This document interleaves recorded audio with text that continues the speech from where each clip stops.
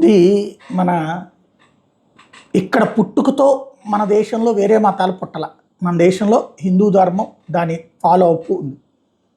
మన ముత్తవల తరాల్లో ఈ దేశం మీదకి దండయాత్రలు చేసినటువంటి వాళ్ళ హయాంలో ఈ దేశంలో మత మార్పిళ్ళు జరిగింది.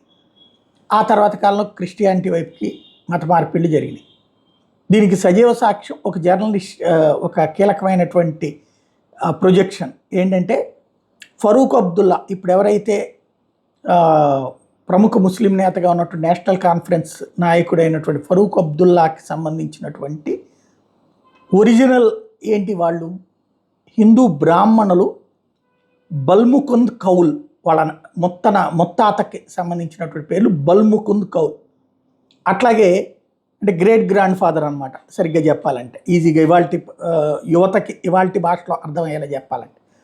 అట్లాగే అసదుద్దీన్ ఓవైసీ వాళ్ళ గ్రేట్ గ్రాండ్ ఫాదర్ వచ్చేటప్పటికి తులసి రామ్దాస్, హిందూ బ్రాహ్మిన్.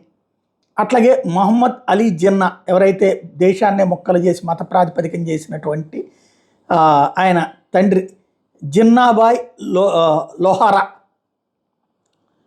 ఈ హిందూ లోహరా రాజ్పుత్ వర్గానికి సంబంధించినటువంటి వాళ్ళు. అంటే వీళ్ళ ముత్తాతల కాలంలో మతపు మార్పిళ్ళు జరిగితే ఇవాళ వీళ్ళే నిజమైనటువంటి ముస్లిం సంరక్షకులుగా ఉన్నారు అన్నటువంటిది ఇప్పుడు ప్రశ్న అన్నమాట.